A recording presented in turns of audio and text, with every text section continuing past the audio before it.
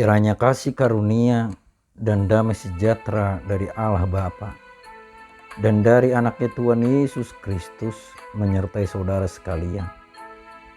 Amin.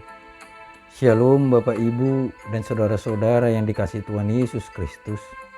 Kiranya saudara-saudara yang kami kasihi dalam keadaan sehat dan dalam perlindungan Tuhan, untuk mengawali setiap pekerjaan dan aktivitas kita dalam satu hari ini. Sejenak, marilah kita mendengarkan firman Tuhan terlebih dahulu, sesuai dengan Almanak KKBP dalam ayat harian pada hari Selasa tanggal 28 Juni 2022 yang tertulis dalam kitab Ulangan pasal 4 ayat 2. Beginilah bunyi firman Tuhan. Janganlah kamu menambahi apa yang kuperintahkan kepadamu, dan janganlah kamu menguranginya.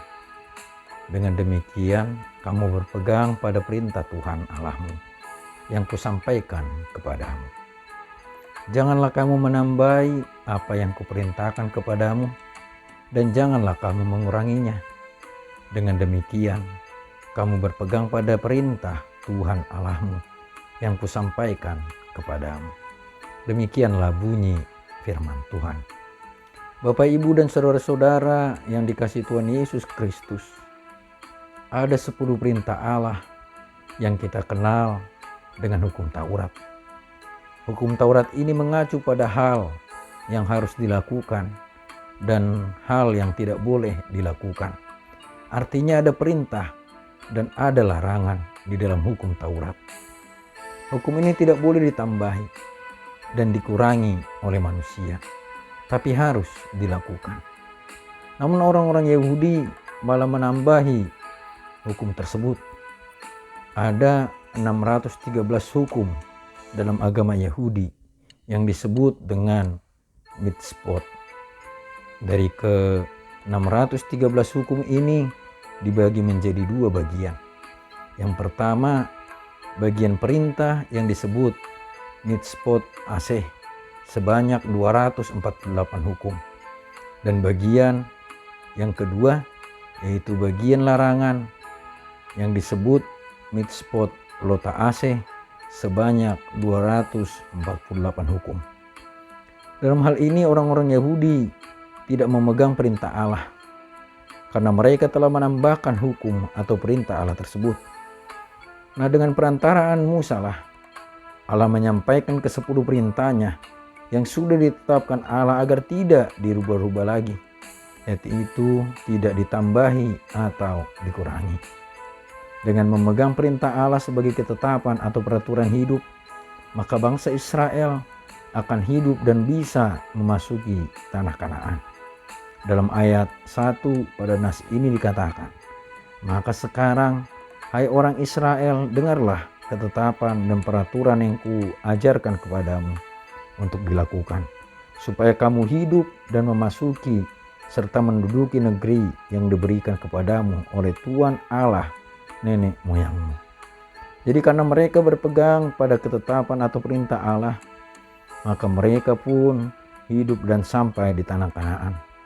Namun selanjutnya, setelah mereka menambahkan hukum-hukum itu, maka mereka pun semakin jauh dari Tuhan.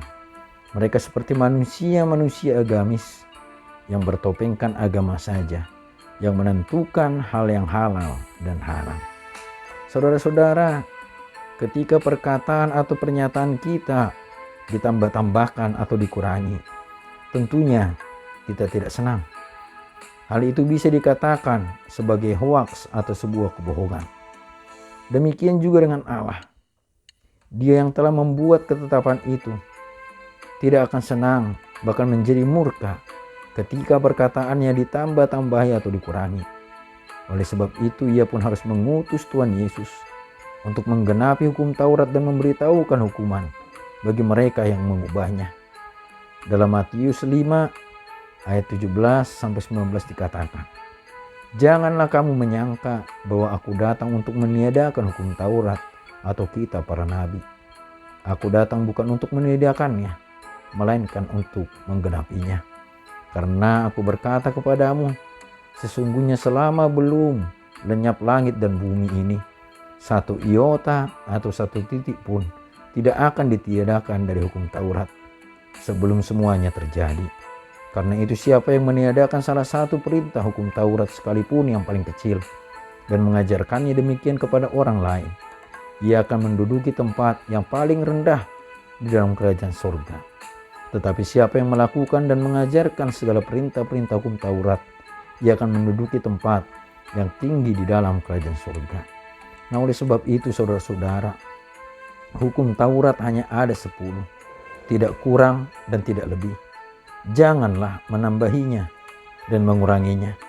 Meskipun zaman, teknologi, dan pengetahuan semakin berkembang dan maju dan berubah, tapi hukum atau perintah dan firman Tuhan tidak akan pernah berubah sampai selama-lamanya. Firman Tuhan berkata dalam Matius 24 ayat 35, langit dan bumi akan berlalu, tetapi perkataanku tidak akan berlalu. Jadi peganglah yang kekal dengan melakukan hukum, perintah atau firman Allah, agar kita hidup dan bisa memasuki kerajaan surga yang kekal. Amin. Mari kita berdoa. Terpujilah Engkau ya Allah Bapa kami yang bertahta di dalam kerajaan surga, yang kami sembah dan kami kenal di dalam Kristus Yesus Tuhan dan Juru Selamat kami. Terima kasih ya Bapa untuk sapaan firman-Mu saat ini yang telah mengingatkan kami untuk memegang firman-Mu dan melakukannya agar kami hidup. Kiranya kami boleh memelihara firman-Mu itu dengan baik dan benar sesuai kehendak-Mu. Kami sadar ya Tuhan akan kelemahan kami yang tidak taat untuk membaca, mendengar, dan melakukan firman-Mu. Padahal kami ada karena firman-Mu. Demikian juga dunia ini tercipta melalui firman-Mu. Kiranya kami boleh semakin rindu untuk membaca, mendengar, merenungkan, dan melakukan setiap perintah-Mu, agar kami beroleh hidup yang kekal. Terima kasih ya Bapa. Berkatilah kehidupan kami, dan kami pun serahkan hidup kami ini hanya di dalam nama anak-Mu Tuhan Yesus Kristus, Tuhan dan Juru Selamat kami. Amin.